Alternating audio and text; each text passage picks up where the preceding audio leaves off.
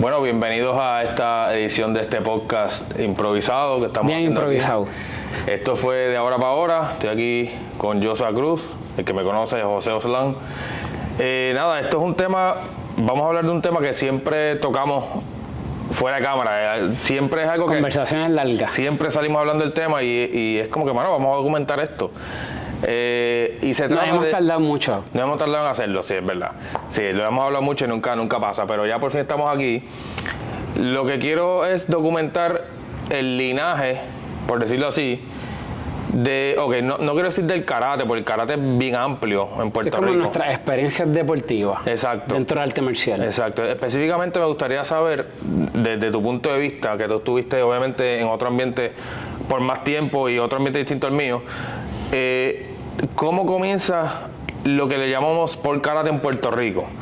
Porque sabemos que está el karate tradicional, el karate federativo y eso, que eso es otro mundo, eso es otra cosa. Sí, literalmente es otro mundo. Pero ¿dónde salió lo que le llamamos sport karate? El karate lo que se hace actualmente en el 2024. Pero antes de decir sport karate, se llama karate libre. Karate libre, correcto. Que en Estados Unidos entiendo yo que empezaron a llamarle American Karate o Full Contact Karate. O Freestyle Karate. También. Entonces, ¿cómo ese estilo distinto al karate tradicional de kumite llega a Puerto Rico? ¿Cómo, o sea, según tu punto de vista, lo que tú entiendes, lo que viviste y lo que... Por lo menos yo estuve un tiempo durante la pandemia. O sea, siempre he buscado información, pero la pandemia me dio la oportunidad, como todo estaba detenido, de poder ocultar más información. Todo esto pasó simultáneamente. Yo te puedo decir que en el oeste, en el norte, en el sur, en el este, hay diferentes influencias de arte marcial donde se hacían sistemas de puntos. Por ejemplo, en el oeste se hacía Kung Fu, pero ellos competían en torneos de artes marciales donde había point sparring. Y yo me acuerdo que a principios de los 2000, que fue cuando yo empecé, los torneos que hacía Bill Solano, había gente que llegaba, gente de Kung Fu. Y no sé dónde eran, de qué área de Puerto Rico eran, pero era gente que vivía con el uniforme de Kung Fu y la cintita de Kung Fu. Que eran gris, uniformes gris. O negro, había uno que era negro así, también, con las sachets. Como satinado. Exacto, como satín. Y los grises me acuerdo también. Entonces, pero... porque aquí... Yo te puedo decir que como que la madre, el main, primero fue el sistema de Tony Pavón, que es Tai Fu Choi. Al principio todos, yo te podría decir que de esa generación, que eran como los llamaban, los de los uniformes de colores, eran todos Tai Fu Choi. Y Tai Fu Choi era una mezcla de Kung Fu, Taekwondo y Karate. Kung Fu, Taekwondo y Karate. ¿Y el Karate de ellos qué tipo de Karate era? Porque... a mi entender, ¿verdad? Yo vengo del linaje madre de Kyowa y antes de pasar a Goju, que es Shotokan. Básicamente el linaje de todos ellos es un Shotokan puertorriqueñizado. Porque si nosotros nos vamos como a algo clásico, tradicional, pues no se parecería al Shotokan que ellos estaban impartiendo. Exacto. Sí, porque era y como muy bajito. Como pasa con muchos estilos también, de todas maneras, pero porque sabemos que la historia del karate, como llega a Estados Unidos y a Puerto Rico, es por los soldados, por los militares, muchos militares, soldados, policías. Entonces, obviamente, es el área oeste, donde está exacto, Aguadilla, Aguada, Rincón, toda esa área para allá, que están las bases militares allá. Sí, exactamente. Entonces, está el karate. Pero eso te das cuenta de que en el oeste, porque el área metro es bien marcado Goju X nombre. Y en el oeste, Ryu, Goju Ryu. Literalmente hay unas mezclas de sistemas. Exacto. Que si hawaiano y los nombres son bien diferentes. Igual con el mismo karate y el Kung Fu hay una confusión con lo que es el Kenpo y el Kenpo. Exacto. Hay uno que es Kenpo hawaiano, y otro es Kenpo, que es un Kung Fu japonizado.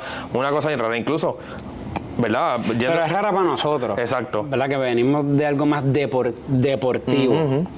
Digo, el estilo mío, cuando yo empecé de Isshin Ryu... Tú vienes de un linaje bien diferente. Es bien distinto, correcto. Es un poquito más tradicional moderno en cuestión de que se fundó en el 50 y pico, no me regañen ahora, en el 56, si no me equivoco, algo así, no viene de los tiempos antiguos de Okinawa, es bastante moderno porque es una mezcla de Goju, de Chorin y de otro estilo.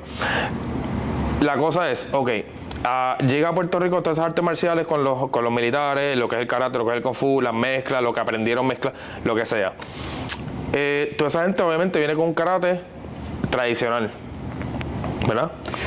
Dentro de lo que ellos aprendieron. Dentro de lo que ellos aprendieron, que es tradicional. Exacto, correcto. Entonces, porque yo te puedo decir que en ese momento era tradicional. En el 2024, donde la información está más marcada, que tú puedes buscar, puedes comunicarte literalmente con organizaciones madres de donde ellos comenzaron, que es bien diferente a como ellos lo están trabajando, o como lo trabajaban antes. Y entonces, según lo que tú entiendes o has escuchado o has leído o has aprendido, Tai Fu Choi empieza con una mezcla que me dijiste de taekwondo, karate y kung fu. Y ellos empiezan a traer un estilo de combate distinto al tradicional, al kumite. Ellos traen lo que yo diría lo deportivo. Lo deportivo. Porque si hablamos de algo clásico, el kumite es el deporte de combate del karate. Que en Europa al kumite le dicen sport karate. En karate combat especifican eso. En karate combat al kumite le dicen sport karate, y al sport karate de Estados Unidos que nosotros conocemos acá en esta área del mundo le dicen karate americano, karate libre. O karate libre. Freestyle karate o American karate lo he visto mucho. Ok. Entonces, ese estilo distinto de combate, porque por ejemplo, tú te pones a ver... Yo te podría decir, esto de lo que yo he podido observar con el conocimiento que hoy tengo deportivo, es que todo el cambio de ellos tiene que ver mucho con la influencia de ellos competir fuera del país. Y a eso es lo que iba. Es más competitivo. A eso es lo que iba, porque por ejemplo... Ellos se adaptaron, por ejemplo, si estoy viajando para Estados Unidos y compitiendo, y estoy llevando muchos atletas participantes a estos torneos, pues para poder ganar y sobresalir me adapto a las reglas, pues el sistema básicamente lo adaptaba. Exacto. Pero ahí es que vienen los uniformes, y por los puristas se molestaban, porque de momento ustedes tenían uniformes rojos con solapas tipos de Power Ranger, y ellos decían, no, esta gente está bien a lo loco, pero si tú ibas a algo internacional mundial, eran los uniformes que usaban todas las personas normales. Entonces, a lo que voy es eso, la influencia de Estados Unidos, por decirlo así, ¿verdad? Porque es lo más cerca que tenemos. Y es donde más el puertorriqueño ha competido. Donde el puertorriqueño ha viajado, ha competido, ha compartido, ¿verdad?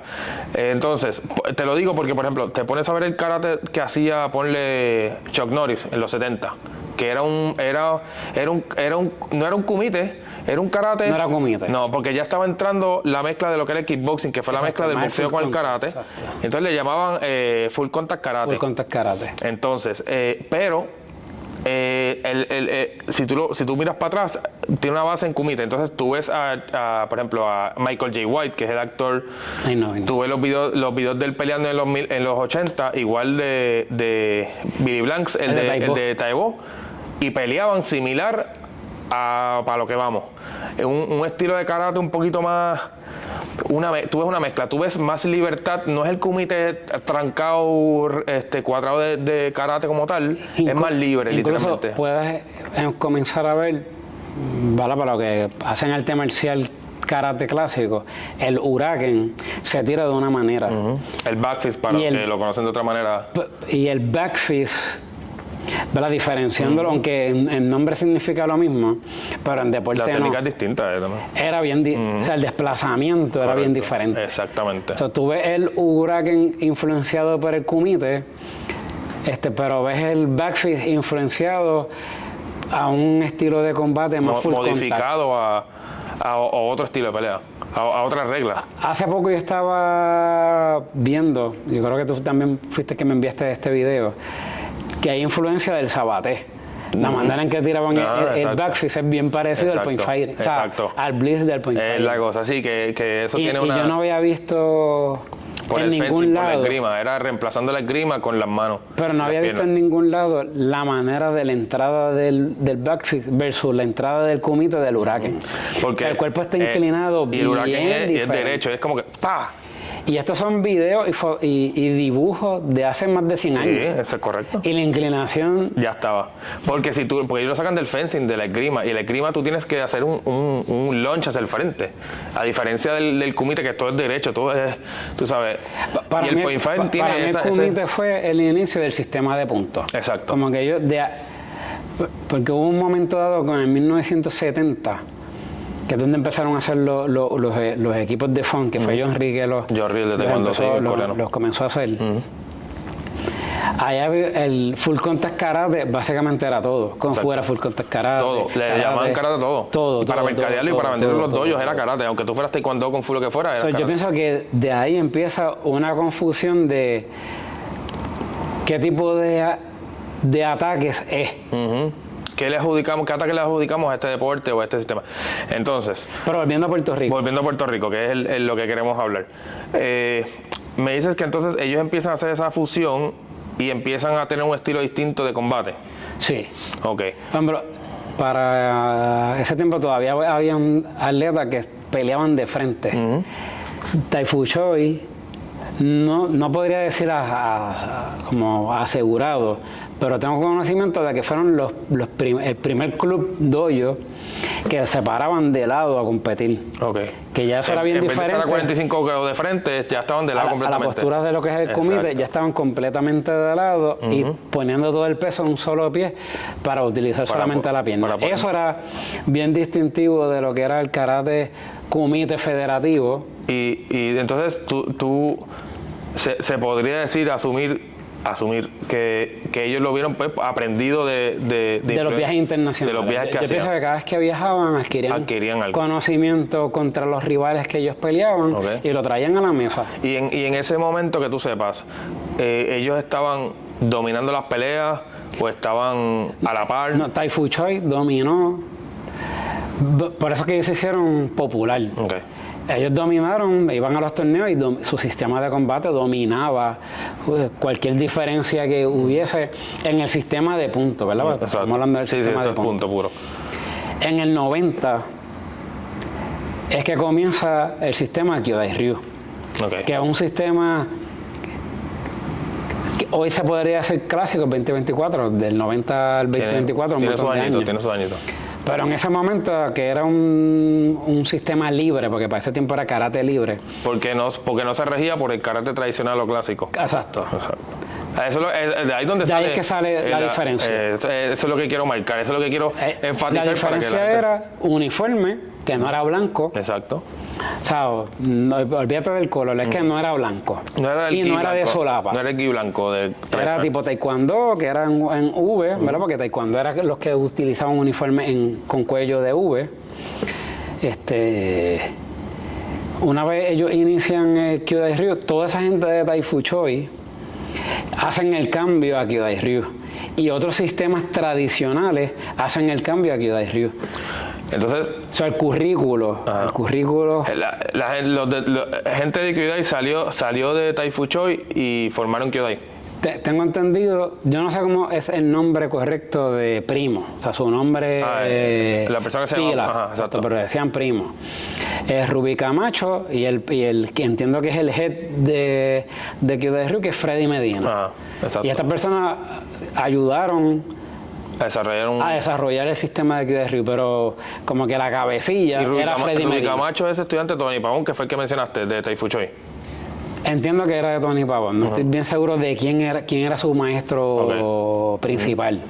Sé que él era el atleta estrella. Exacto. Porque el logo era Freddy Medina y Rubí Camacho. Sí. Rubí Camacho como atleta. Era como el atleta. Sí, que era pateando, ¿verdad? Que salía pateando. Haciendo el tobillo kogeri. Exacto, correcto. El sidekick brincado. Es la cosa. Entonces, y esto está pasando en el área de Caguas. Área metro. Área metro. Yo te podría decir, ejemplo, estaba Kyodai Ryu, pero habían otras escuelas que estaban dominando territorio también. ¿Recuerdas alguna? Lo que pasa es que no me sé el nombre. Yo podría decir que la persona que esté viendo esto de Puerto Rico podrían saber el nombre. Era un equipo que su uniforme era como si fuera un Cheney Checker, negro y blanco. Ellos eran como un sistema de Goju libre. Con cosas con influencias de taekwondo. Eso es lo que te quería preguntar, que lo hemos hablado un montón de veces. Y literalmente ellos hacían katas coreanas, pero se comportaban como karate. Ya. O sea, que para mí, ¿verdad? Estoy hablando, yo tenía 15, 14 años cuando estaba viendo todo esto. Para mí todo el mundo hacía karate porque la manera en que se comportaban era igual que nosotros. Y tú ibas a un torneo de karate, tú no ibas a un torneo de artes marciales. Exacto. Pero tú, bueno, es verdad. Realmente aquí los torneos son de artes marciales. Pero, por ejemplo, ok, es que eso es otro tema que después me gustaría hacer otro video aparte de eso, de lo que es la influencia especialmente del ITF, Taekwondo ITF. Que hay mucha. En el point fighting, que lo hablamos una vez y nos pusimos a buscar, es como que, espérate, sí, esto. Nos voló la mente, exacto, hay mucha influencia. Correcto, que eso es otro tema, pero, entonces, esta gente, por ejemplo, de Goju, ¿de dónde salen ellos? O sea, por ejemplo, hacen Goju, aprendieron Goju con alguien, tienen una influencia de Taekwondo. Si hablamos de Goju... Porque el estilo de pelea, mala mía, disculpa que te interrumpa. Estamos hablando de que, ok, vamos para atrás. Tai Fu Choi, viajan mucho, ven estos peleadores de Estados Unidos de otros lugares que pelean de esta manera, maybe dicen, como le pasa a todo el mundo, me gusta cómo ellos pelean, quiero hacer eso. Quieren esos movimientos. Y esa gente, volvemos al tema de la influencia, estoy casi seguro, puede ser, que esa gente que ellos estaban viendo ya tenían la influencia ya de los taekwondo, porque el taekwondo en Estados Unidos fue bien fuerte, tuvo su, o sea, es que como dijimos, estaba todo mezclado. Sí, todo fue simultáneo. Todo fue, exacto. O sea, como que tú no puedes decir, el karate siempre todo fue la misma vez. El karate originalmente siempre fue bien tradicional, según lo que se ve por ahí, el karate siempre fue bien rígido, bien tradicional, japonizado por Funakoshi en Japón, después de la universidad, toda esa cuestión, llega a Estados Unidos y era bien tradicional. El taekwondo siempre fue bien... Era más libre, más deportivo, más flashy. Las patas de karate originalmente eran patas bajas. Incluso la manera en que se evalúan, el karate es más rígido y el taekwondo da más oportunidad. Correcto. Y eso lo hemos visto, eso es otro tema, pero sí lo he visto en sus evaluaciones. Pero entonces, por algún lado está ese estilo de pelea, porque ese estilo de pelea naturalmente, de pararse de lado, de molestar con el psyche, lo que sea, eso no es de karate. No, eso no es de karate. A eso es lo que voy. Entonces, vamos a no tocar ese tema porque nos vamos por otro lado. Pero esa influencia existe ahora, ok. Apareció, entonces llegó eso a Puerto Rico de alguna manera, cayó en Caguas, cayó con Tai Fu Choi, Hay otra gente que tiene, porque el taekwondo llegó a Puerto Rico también de otra manera. A la misma vez. A la misma vez. Simultáneamente. Correcto. Igual el Kung Fu. Exactamente. Entonces empieza todo el mundo a practicar diferentes cosas y hacen los torneos que existían, los torneos de artes marciales, y todo el mundo se empieza a encontrar, todo el mundo empieza a pelear, lo que sea. En donde yo pienso que se formó como que el crical, ¿verdad? Hablando coloquialmente, es que todo era un sistema de puntos. Exacto. Y como era un sistema de puntos... Que viene del karate. Del kumite. El taekwondo pelea de una manera más corrida, el kung fu también pelea corrido, pero todos los torneos de artes marciales se hacían por sistemas de puntos. Pues se regían por las mismas normas. O sea, tenías el kung fu, tenías el taekwondo y tenías el karate, peleando con un mismo reglamento. Adaptamos a la regla. La regla. Aunque su sistema marcial no tuviese que ver con el combate de puntos. Exacto, correcto. Por ejemplo, en el oeste, si tú buscas históricamente, en el oeste es donde más peleas de full contact se ha desarrollado, ¿verdad? Es correcto. Y es por los sistemas de arte marcial. Exacto. Pero no habían torneos de contactos completos. No había. Lo que había eran torneos de puntos. Exacto. Si yo quería hacer tengo que ir allí. Y cocotear, era ir a un torneo de artes marciales de puntos, no había más nada. Exactamente, correcto. Sostenías todas estas personas que no eran buenos en esa área adaptándose. Pero tengo que hacer el asterisco. Las personas de Kung Fu, que no sé qué sistema, porque yo digo Shaolin Kempo, ¿verdad? Shaolin Kempo, pero yo he tenido conversaciones con diferentes personas que mencionan otros nombres. Shaolin Kempo es como una contradicción, porque el Shaolin es Shaolin Kung Fu, del Shaolin de los chinos, y Kempo es el karate, pero entonces está como volvimos Kempo con M, que es un karate, y Kempo con N, que es el Kung Fu, pero como esto es influencia de militares, ¿verdad? De Hawái, de otros países que no duran mucho, que no están mucho tiempo en el país. Enseño y me voy. Exacto. Adquiero, me gustó, me certifico, hago. Entendí, lo voy a transmitir para adelante. Y no es que lo hacían mal. Lo que pasa es que al no haber torneos exclusivos de Kung Fu, no se pudieron desarrollar completo.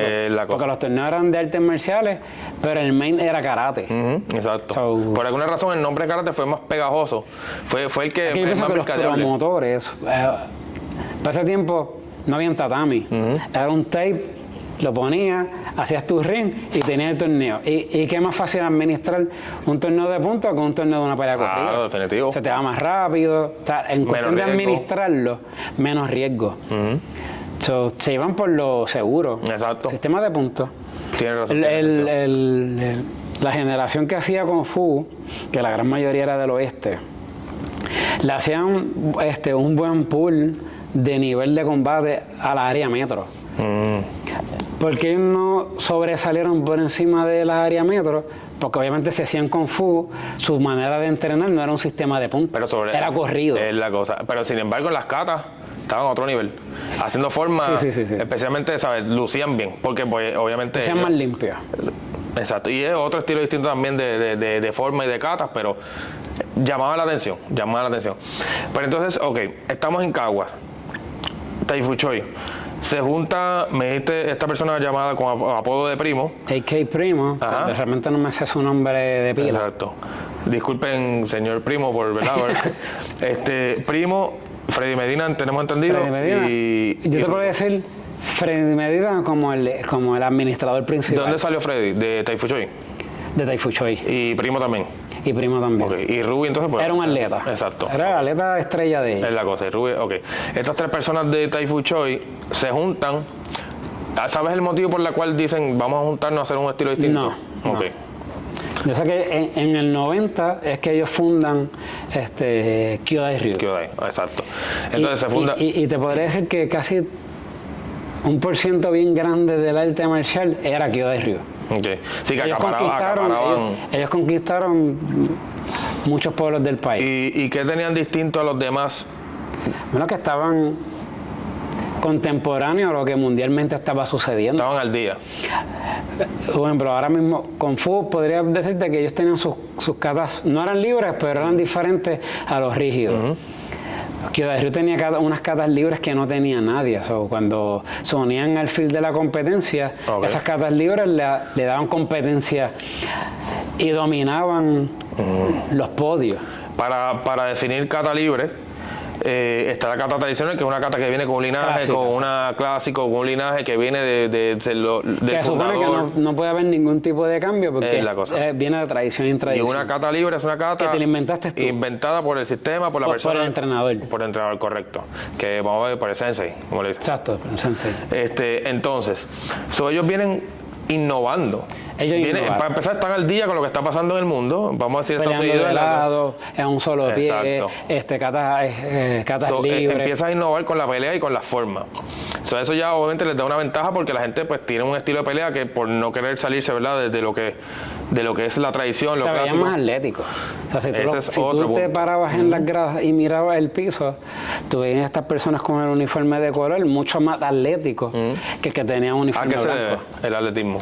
En esos peleadores distintos a los que hacían artes marciales. Yo pienso en la manera de que impartían las clases. Por ejemplo, el karate tradicional, una clase normal de ellos es dar a 100 puños.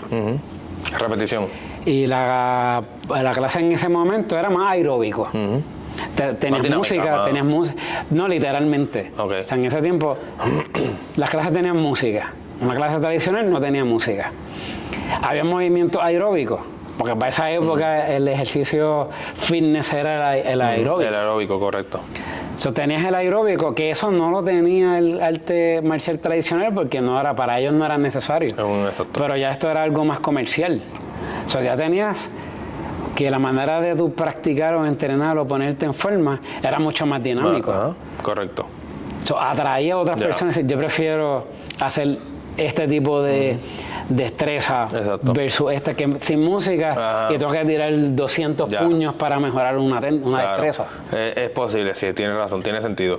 Entonces, Kyodai empieza a acaparar lo que son las artes marciales en Puerto Rico. Dominaron el mercado. A dominar.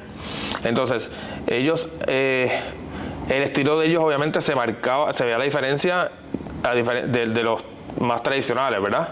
En todo. Exacto. Uniforme. Y en kata, en forma, en pelea. Exacto. Y entonces, ellos se quedan, Kyodai sigue expandiéndose. ¿Qué pasa con el sistema? ¿Cómo sigue corriendo el deporte? ¿verdad? Esto hay que darle el crédito a Freddy Medina, porque él fue el que expandió el sistema. Ellos expandieron a México, Venezuela, España. No sé, Estados Unidos. Fuera de ahí, no sé qué otro país ellos establecieron su sistema, pero fue el único. Esto parece que otro sistema no logró eso. Se quedaron locales, se quedaron con su gente, con su estilo, regional, porque ni siquiera era otro municipio, regional. Por ejemplo, Kyodai tenían diferentes pueblos e internacional. Wow. Sí, que fue una máquina, fue un monstruo. Ellos conquistaron. ¿Tú estuviste en Kyodai? Yo empecé en Kyodai. O sea, empecé un sistema tradicional, pero cuando empecé el deporte fue en Kyodai donde yo lo empecé. Ok, que tú estás hablándolo porque tú lo viviste, tú tuviste... Yo empecé en Kyokushinkai con Adrián Becerril, después mi papá me cambia a un sistema privado, porque ya eso era un sistema público, me empezó un sistema privado y es con Kyodai Ryu.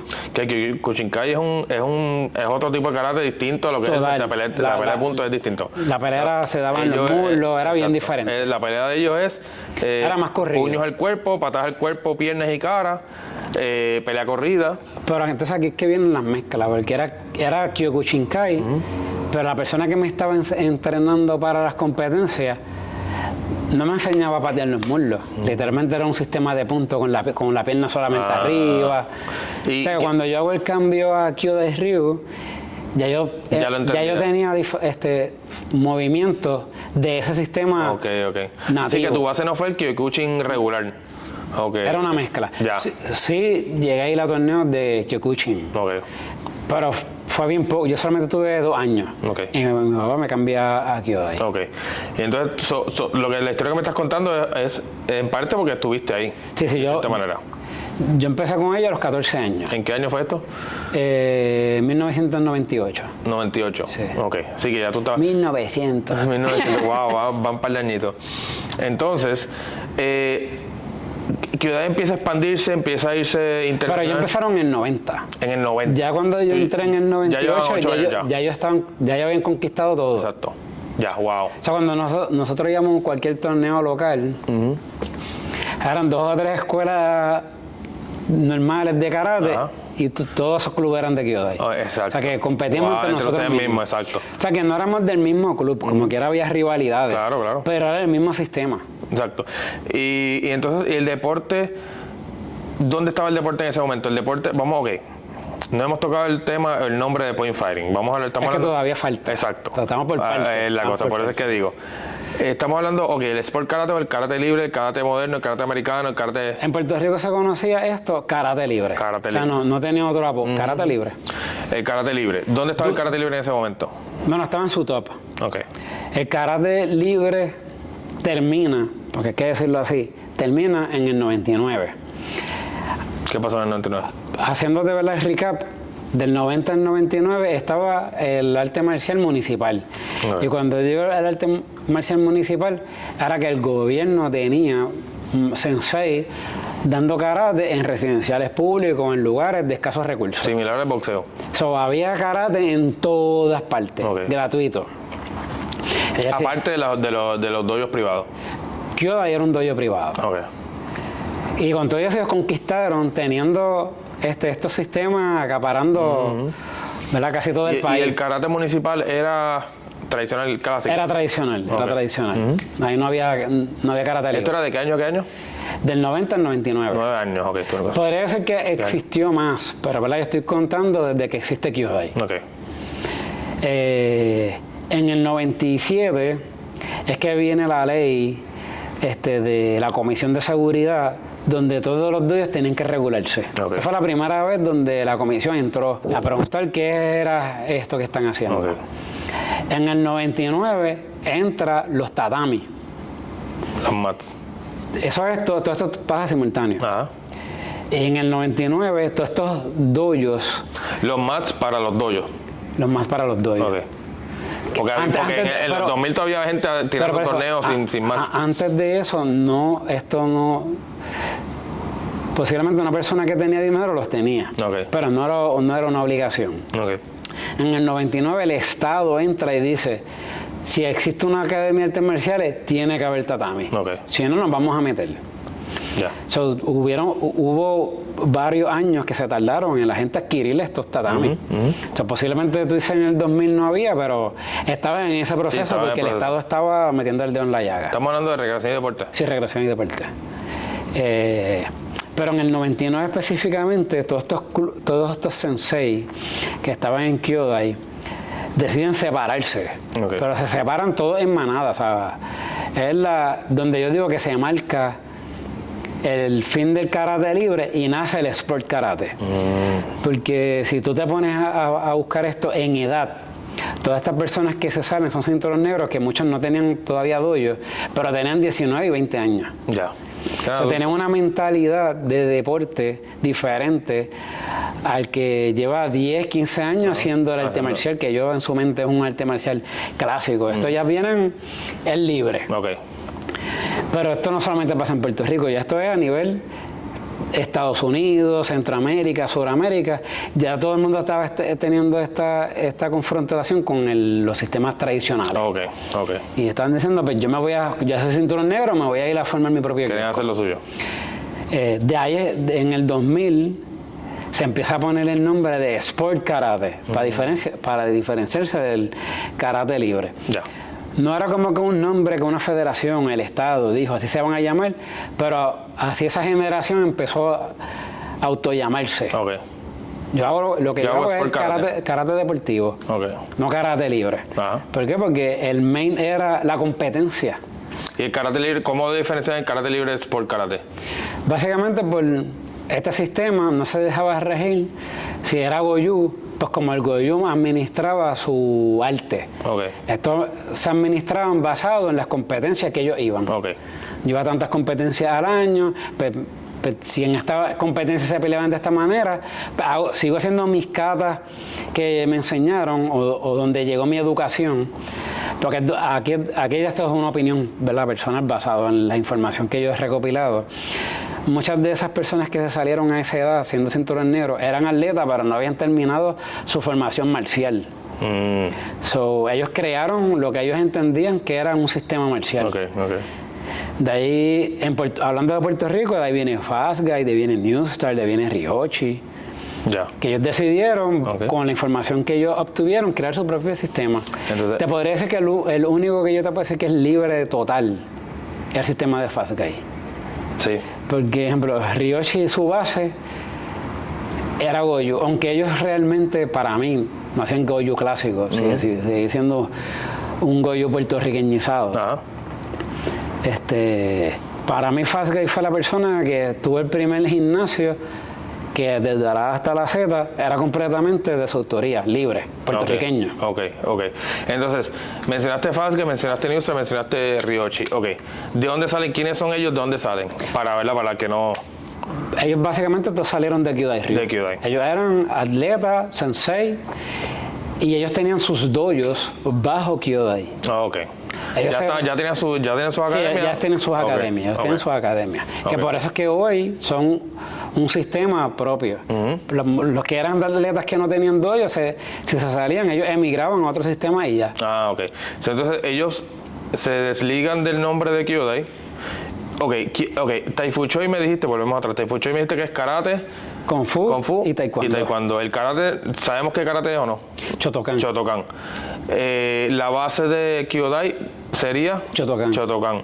Sale Ryochi, que mencionaste Goju. Sí, la base de ellos es Goju.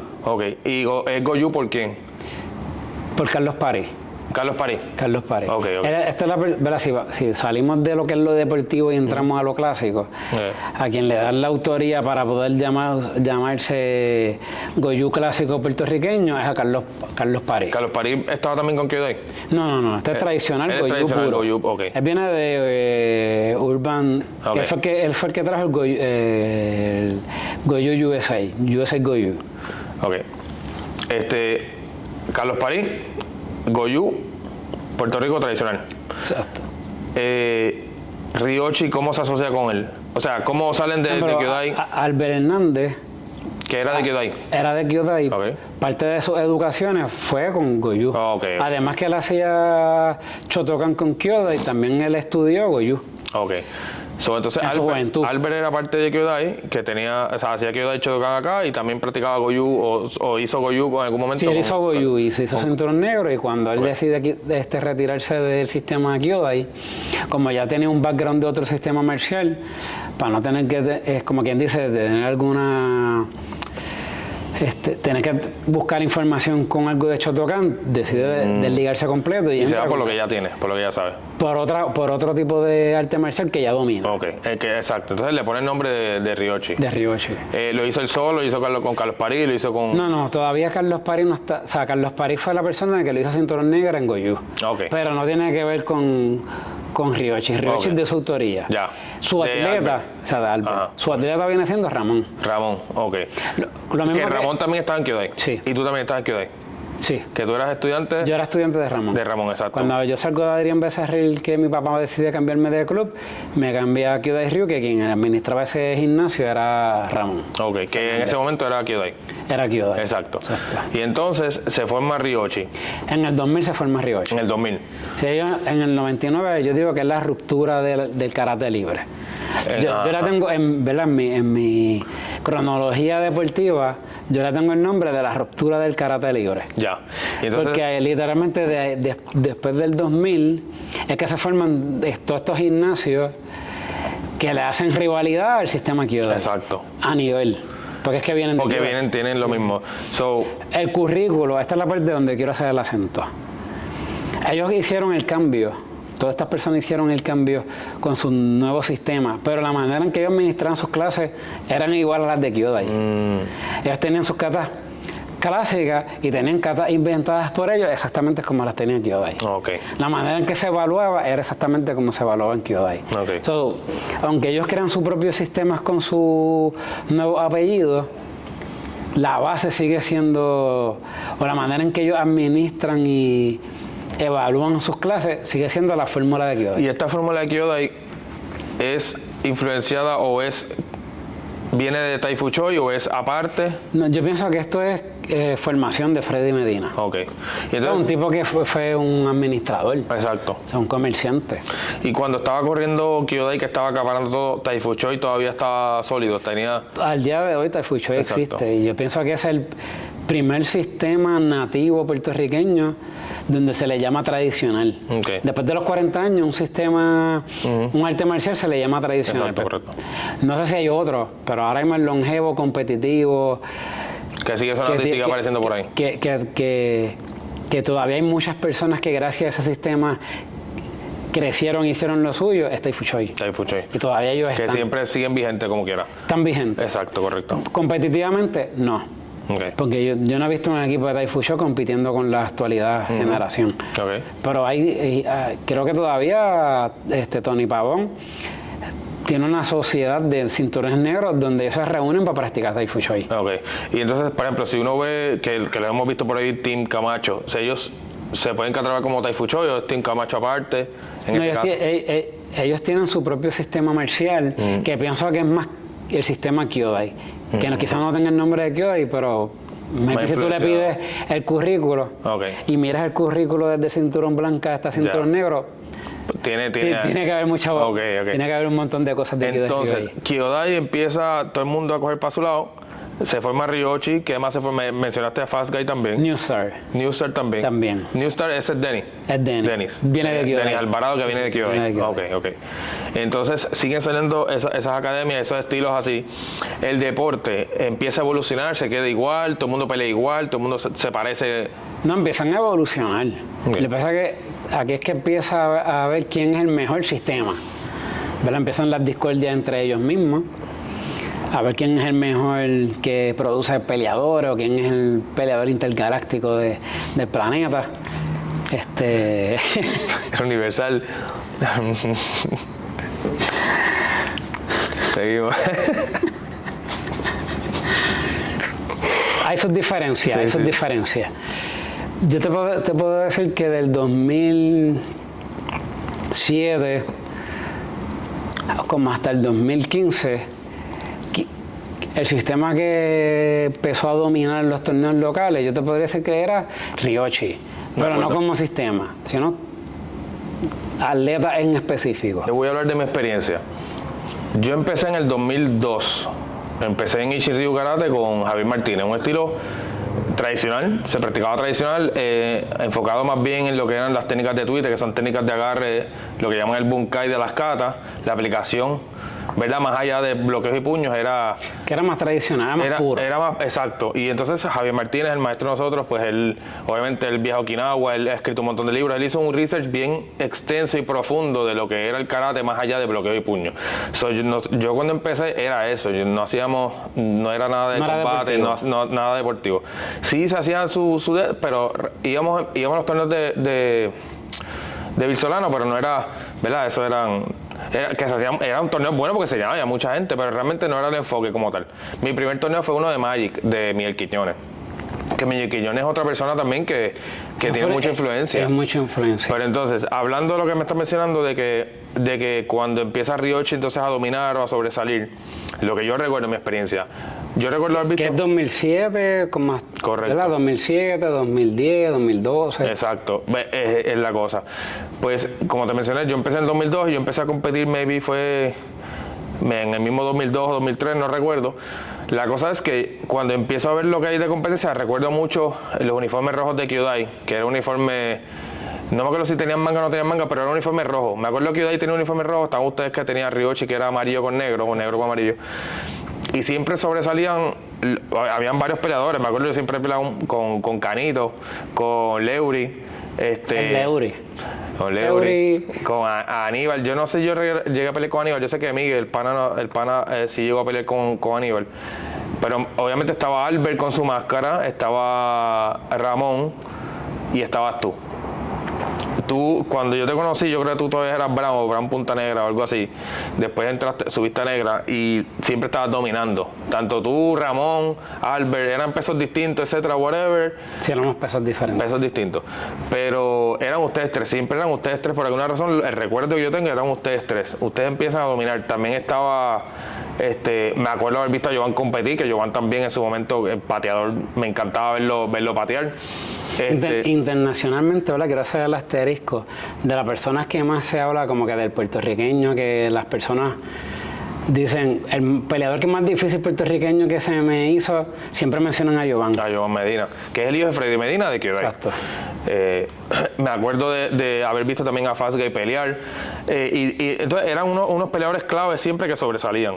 Dentro de todo el coreo, porque hubo un momento que había un montón de gente. En San Sebastián estaban los Adames, estaba los de Rubí Camacho también tenían. El sobrino de Rubí Camacho, había un montón de gente que siempre sobresalía. Pero lo recuerdo a Ryochi. ¿Qué hacía Ryochi? Pero antes de hablar de ello, lo voy a dar un poquito para atrás. Normalmente yo no hablo de Miguel Quiñones, todo el mundo sabe, pero hay que hablar de su influencia en el deporte. Él, cuando yo empecé a viajar, que fue en el 99, literalmente en el 99, él tenía un grupo de atletas formistas con armas, que ellos viajaban y conquistaban primeros lugares con atletas que tenían nombre, que eso no lo conseguía otro gimnasio. Exacto. Miguel Quiñones no viene de Kyodai Ryu, viene del sistema de John Rhee. No sé si anteriormente eso hacía otro sistema, pero viene del sistema de Taekwondo. A Miguel Quiñones yo lo conocí porque él estaba en su estilo de Magic Karate, entiendo que es que se llama así. Él enseña también Ichiryu, los básicos de Ichiryu, katas de Ichiryu, enseña unas katas, no sé si de Taekwondo o algo, pero según lo que tenía entendido era que él estaba bajo el linaje de Javier Martínez, mi maestro.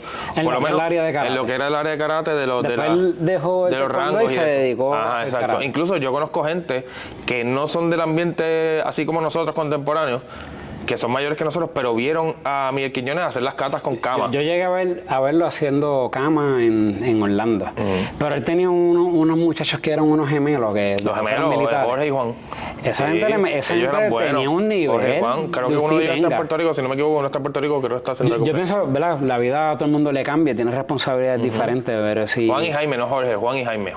Yo realmente no me acuerdo de su nombre, yo tenía 14 años, solamente los admiraba. Juan y Jaime, sí, me acuerdo. Pero si esos atletas si sus vidas hubieran sido diferentes, hubieran continuado en el deporte, yo pienso que ellos hubieran sido los que marcaran lo que es el karate extremo con armas. Ellos eran bien limpios, eran un nivel bien alto. Sí, yo lo llegué a ver. Yo llegué a ver a ellos no los vi mucho en el field. Yo lo llegué a ver a ellos cuando regresaron.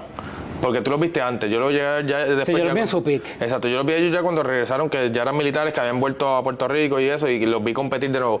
No eran los mismos, no, obviamente. No, claro. Otro muchacho que tenía Magic también era Juan. Juan, excelente peleador. Juan, yo siempre peleaba con él y siempre bien subestimado. Bien subestimado. Juan era porque lo veían como loco, así como que todo regado, pero te pateaba la cara, feliz de la vida. No, él tenía un buen nivel. Juan era igual. Juan su vida cambió, ¿verdad? Tuvo familia, etcétera, etcétera. Como todo. Si él hubiera estado, qué sé yo, 2 añitos más, pienso que él hubiera tenido una historia deportiva bien diferente. La gente se acordara de él. Claro que sí. Yo lo menciono mucho, un gran atleta. Sí, Juan para mí, una persona que yo respeto mucho, una persona que siempre admiré mucho, me gustaba verlo pelear por su manera peculiar de pelear, me gustaba verlo, le tengo cariño y respeto también, igual a Bebo de Kyodai. Bebo, ese otro pana también que me gustaba mucho competir con él. Entonces, en una puerta, hablando, antes de llegar al nivel actual, personas que aportaron a que el deporte tuviera un cambio diferente, como promotores. Pero Giovanni una vez se volvió adulto y tomó la batuta de hacer torneos. Giovanni creó un hito diferente de cómo es que se debe hacer un torneo. En eso también estuvo Miguel, que fue consistente, ¿verdad? Sí, eso es lo que quería tocar también, porque los torneos es otro aspecto que no tiene que ver, ¿verdad?, necesariamente con lo que estamos hablando, pero en parte sí. Porque era donde se competía, correcto. Los torneos que yo recuerdo, obviamente los de Bill Solano siempre hace torneos, yo creo, todos los domingos, y siempre se metía gente como quiera. Sus torneos, ¿verdad?, marcaron, porque yo recuerdo que lo que me hizo a mí estar bien motivado era el ranking que tenía Bill Solano. Ese fue el último ranking, ¿verdad? No han hecho un ranking como el que hizo Bill Solano. Ni acordaba que tenía libros donde aparecía por categoría cuántos puntos tú tenías cada 6 meses. Wow. No me acuerdo. Yo los tengo todavía. Yo creo que yo no estaba para ese tiempo todavía. Obviamente los tengo porque yo dominé mi categoría. Salía primer lugar en pelea y primer lugar. Era juvenil. Ajá. Pero Bill Solano con su ranking fue el que mantuvo a todos estos atletas practicando para querer ser el mejor. Una vez Bill Solano quita su ranking, que literalmente no se adapta a la modernidad, pienso que los torneos cogieron otra dirección. El ranking es bien necesario. Hoy no existe un ranking para tú decir quién es el mejor. Ahora es de boca. Y algo que me gustaba, hablando de los torneos, hablamos de Bill Solano, el torneo de Magic de Miguel Quiñones tenía buenas premiaciones, un torneo grande, se metía mucha gente, las premiaciones eran bonitas. Internacionales. Venía gente de afuera, los trofeos eran bonitos, trofeos de 4 pies, era prestigioso en cierta manera. El de Rubí Camacho era bien lindo también, me gustaba la idea de Rubí Camacho de que los negras peleaban primero, me gustaba que te ponían los posters del Grand Champion en el techo cada Desde que tú ibas entrando al parking, tú te veías quién era el campeón. Es la cosa. Pero un torneo que fue bien importante que de verdad desapareció porque la persona decidió no continuar porque un torneo es bien costoso y administrar un torneo años tras años es difícil. Fue Lourdes. Ella tenía la batalla de Halloween. Ese torneo venían muchos latinos de Centroamérica y Suramérica, pero muchos. Ahí fue que nosotros conocimos a Legend. Team Legend venía, ejemplo, Oscar compitió ahí, Apache compitió ahí. Yo no recuerdo haber ido a ese torneo. Porque todavía tú no. Yo pienso que para ese torneo todavía tú no estabas en el mapa. Probablemente, tiene que ser. Pero es un torneo súper brutal. Importante en la trayectoria de los peleadores. Después ella cogió otro camino, ¿verdad?, en su vida. Sí. Pero fue un torneo que marcó la competencia. Lourdes es. Ella actualmente, ella era de Kyodai Ryu, cinturón negro de Kyodai Ryu, pero actualmente ella es directora de la creo que del combate femenino de la Federación de Karate. De la FEPUCA. De la FEPUCA, sí. Wow. Y ella viene de Kyodai. Ella viene de Kyodai. O sea, ella ahora mismo maneja el combate femenino olímpico. Ya. Hubo un tiempo donde habían también, las féminas estaban también. Habían unas féminas que estaban metiéndole también. Estaba el nombre de ella, lo recuerdo el nombre, estaba Yeli, estaba Zuleima, estaba Glorinel. Exacto. Entonces había mujeres que estaban sobresaliendo ya fuera en pelea o en kata, pero esa mayormente en pelea era donde más sobresalían esa ¿cómo se llama? Esa presencia femenina estaba y era agradable verlas porque tenían corazón para pelear, ¿sabes? Era divertido. Y esas muchachas, ¿de dónde salieron? Porque sabemos que Lorinel es de Kyodai, Luli es de Kyodai, Jelly es de Kyodai, Jelly es de Kyodai, Suleima es de Kyodai también. Sí, que ella es de New, exacto, después estaba con... Sí, por ejemplo, New Star sale de Kyodai. De Kyodai, ok. Ellos se separan de Kyodai Ryu, hacen New Star, ellos se unen también con Fast Guy. Okay. Ellos estuvieron un tiempo educándose con Fast Guy, y después que ellos como que cogen su propio rumbo. Ok. Entonces, estaban esos torneos, el de Rui Camacho mencionábamos, el de Magic, el de All-Star. Jovan empezó a tirar torneos también buenos también. También el mejor torneo de Puerto Rico que se hizo en un hotel, que obviamente eso es bien costoso, es bien complejo tú administrar un torneo. ¿Fue en el Sheraton? ¿Dónde fue? En el Sheraton. Sí, es un torneo, para mí el mejor que yo he asistido en este país. Todo bueno. Entonces, mientras estaba Kyodai dominando de esta manera, se empieza a separar. Pero entonces también hablamos de Magic, que Magic por otro lado venía de Taekwondo, venía haciendo otras cosas. Que no tenía que ver nada con Kyodai y la hacía frente, ¿verdad? A todos estos sistemas libres. A eso es lo que voy. Empieza ¿quién más estaba aparte de fuera de Kyodai y de esos sistemas adyacentes a Kyodai? ¿Quién más estaba por ahí rondando como Magic u otro dojo que viniera? ¿Verdad? Yo te voy a mencionar de los que yo me acuerdo que dominaban, que siempre en las finales nos encontrábamos con ellos. Estaba este equipo que yo te digo, que no me sé el nombre, que el uniforme de ellos era blanco y negro. Ellos tenían peleadores en todas las divisiones. Estaban los de Kung Fu, que yo los veía en todos lados, y había un grupo de venezolanos, ¿verdad? Que no recuerdo sus rostros, sus nombres, ¿verdad? Porque simplemente yo peleaba contra ellos y ya. Pero que eran consistentes. Exacto. Y el equipo de Adrián Becerril, que ese era tu maestro. Ese era mi maestro por ese tiempo, pero después yo me separo y me vuelvo a Kyodai. Ellos también nos hacían frente. ¿Ah, sí? ¿Cómo se llamaba? ¿No te acuerdas? Goseido Ryu. ¿Goseido? Sí. Diantre, pues ese nombre me suena, mano. Era nativo, era puertorriqueño full. Pero era una mezcla entre Goju y Yukichinkai. Qué cool. Aquí salieron también un montón de estilos así, por ejemplo, Borinquenryu. ¿Te acuerdas de Borinquenryu? Me acuerdo de Borinquenryu. Que doblaba varillas con el cuello.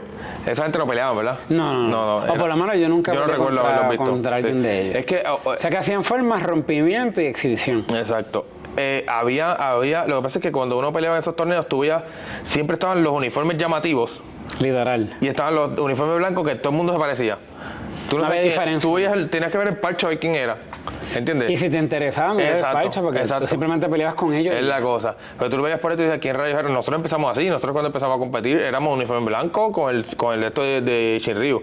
Después fue que entonces hicimos los uniformes de rojo y blanco. Yo recuerdo Martínez, que lo hizo el Tuto. Cuando ellos pusieron su uniforme. Antes de eso, yo no sé. Sí, exacto. Rojo y blanco fue que empezamos a... No recuerdo nada de ellos. Sí, no. Rojo y blanco fue cuando empezamos a despuntar como tal, como equipo, me acuerdo. Entonces, Ryochi empieza a dar frente, está Kyodai, está Ryochi, está los Fast Guy, está Team Camacho, está New Star, Camacho, Magic, ¿Y dónde está el deporte parado en ese momento, el Sport Karate? La pelea, ¿dónde está? ¿Había diferencia entre los estilos? ¿Peleaban distinto, peleaban similar? Yo te puedo decir que todo el que era del área metro dominaba todo porque eran los equipos que viajaban. Ok. O sea, bien honesto, ellos dominaban porque, aunque ellos no iban a campamentos, a educarse, eso es lo que te iba a preguntar. Ellos competían mucho y obviamente cuando tú compites con un rival que te pueda superar o que tú lo superas, tú adquieres conocimiento. Claro. Estar constantemente viajando y compartiendo con tu tribu, pues se nutren y crecen. Pero había una diferencia marcada de los equipos que constantemente viajaban a cualquier circuito versus los que no viajaban. Claro. O sea, el nivel era demasiado era demasiado exagerado. Okay. Te podría decir que toda la área metro eran los que dominaban, ¿verdad? Ya del 2000 hasta el 2010. ¿Qué pasó en el 2010? En el 2010 que se comienza a especializar los atletas, forma o pelea. ¿Quién empezó a hacer eso? Es que eso fue... ¿Recuerdas algún No, es que eso para mí eso era algo internacional. Okay. Empezaron con las katas extremas, que eran solamente como... En Bloqueo de Río tenía katas extremas, Ryoshi tenía kata extrema, New Star tenía kama extrema, había un equipo de taekwondo que se llamaba Revolution. Y Revolution, me acuerdo. Más nadie. ¿Eran de Ponce, Revolution? Eran de Ponce. Sí, me acuerdo que estaba el muchacho de pelito largo. Exacto. Entonces, Jonathan, sí, bueno. Llama. Lo hacía súper bien, me acuerdo de él. Entonces, de 2010 hacia arriba es que se comienza a llamar de Point Sparring a Point Fighting. Eso es lo que voy. Porque en el 2009... el nombre empezó a tener diferentes... El deporte empezó a tener diferentes nombres. Tú ibas a un torneo y decían Point Sparring, Point Fighting. Point Fighting casi no se usaba, pero Point Sparring... Punto y para... Exacto, había otro nombre que le decían Semi-Contact era en Europa, que creo que le decían. Pero también acá le decían Semi-Contact, Point Sparring. Le decían Kumite, porque pues. Kumite también, exacto. Entonces, se empieza a dividir las modalidades, los atletas en sus modalidades. En el 2009 está el primer equipo europeo que va al US Open. ¿Cuál es ese? Se llamaba Team Europa. Team Europa. En verdad todo el mundo era de Kirali. Para ese tiempo yo no sabía quién era Kirali. De Hungría. Roy Baker era uno de los entrenadores principales. Oh. Ellos tenían un uniforme blanco. Ahora mismo es el presidente de WACO. Correcto. El presidente de la Federación de Kickboxing Internacional. Ellos tenían un uniforme blanco con rayitas que parecían cebras, literalmente parecían cebras. El sistema ellos se movían bien diferente. De verdad. Yo recuerdo que cuando yo los vi a ellos peleando, que ellos ganaban todas sus categorías, ahí fue que yo hice. ¿Dónde tú los viste? En el US Open. En el US Open. ¿Esto fue en qué año? 2009. 2009. Wow. Y yo fui... Sí. 2010, Yadi Denchon hace un campamento internacional para educar a las personas de esta nueva modalidad. Yadi Denchon, que era de New York. Exacto, Nueva York. Y él empezó a llamarlo como Point Fighting. Ahí se reunió Raymond Daniel, Robbie ¿Ese fue que tú fuiste? Sí, yo fui. ¿Y ahí ya le estaban llamando Point Fighting? Ya ellos lo estaban llamando Point Fighting. Ok. En Estados Unidos. En Estados Unidos. Pero no es en el 2012 que la federación le quita el nombre de Sin Mi Contacto y lo empieza a llamar como Point Fighting. En 2012. Desde el 2012 en adelante. ¿Quién hace eso? WACO. WACO, la federación. ¿WACO le quita el nombre? No, de Semicontact. Semicontact, ¿cómo es que le llaman? Semicontact Kickboxing, le ponen Point Fighting Kickboxing. Ok. Porque el semicontacto que estaba creando mucha confusión con el light contact. Ok. Y para diferenciarlo, que literalmente era un sistema de puntos y no era un light contact, y le quitaron el semicontact, le pusieron point fighting. De ahí en adelante es que tú puedes decir que existe el point fighting. ¿Y en Puerto Rico existe el point fighting? ¿Desde cuándo? ¿Cómo se diferencia del sport karate? En el 2011, volvemos, aquí se viajaba mucho para el US Open, se viajaba. Sí había resistencia con el nombre, pero se hacía este sistema de puntos. Dentro de los estilos de karate. En el 2011 traen a Ross Levine. Me acuerdo. Fue en el dojo de Kyodai. De Kyodai. Lo trae Ramón. Sí, me acuerdo. Él es el que paga el fee para traerlo, pero se hace en el gimnasio de Giovanni. Yo soy el que hago el negocio.